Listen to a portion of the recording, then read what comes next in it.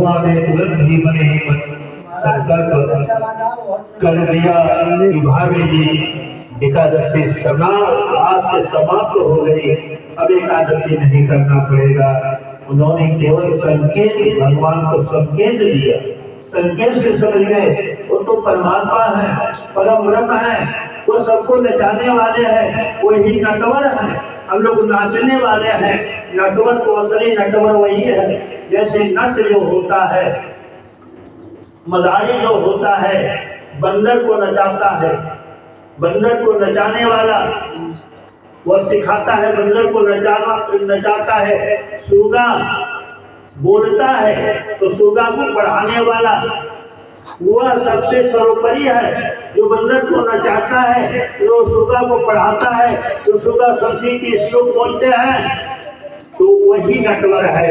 हम लोग तो उसके छाया में है, इसलिए कह रहे हैं होने की सो हो गई, अब तो अब आया तो भारी तेरो भवन में नित्य दुआ करते हो। बोले द्वारकाधीश महाराज के। भगवान ने कहा तेरे घर में भारी अब एकादशी नहीं, रोज द्वादशी होगी, कोई कभी ही नहीं रहेगी। आशीर्वाद दे दिया। और तुझे नहीं देखा, तुझे नहीं देखा, लेकिन झोली भरी देखी है।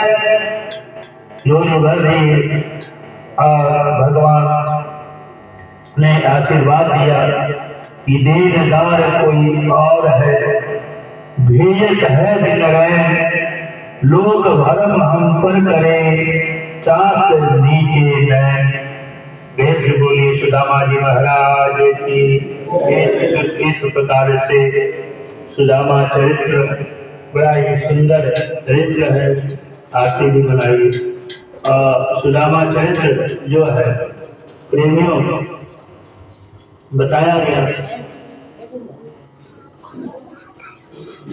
कहते कि भगवान ने कहा इसमें कोई दोष नहीं, यह जो श्रीमद् भागवत महापुराण है, यह कल्प वृक्ष है। इस भागवत रूपी वृक्ष से आप जैसे इच्छा करोगे उसका फल मिलेगा।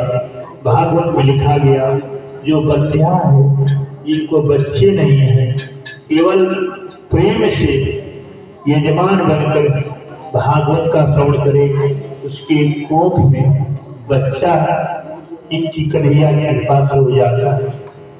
जो अस्वस्थ है, रोगी है, उसके लिए इस कलयुग में मोक्षदायी ग्रंथ है, मुक्ति को प्रदान करने वाली ग्रंथ है, इससे बड़ा कोई ग्रंथ नहीं है। और इस ग्रंथ से मोक्ष सुनने से मोक्ष को प्राप्त हो जाता है। ये भगवान ने कहा नहीं कोई जो जैसा कर सकता है उसी के साथ जो कर देता है, जो नहीं बोलता है मैं उसके लिए थे। खड़ी ना खड़ी है, खड़ी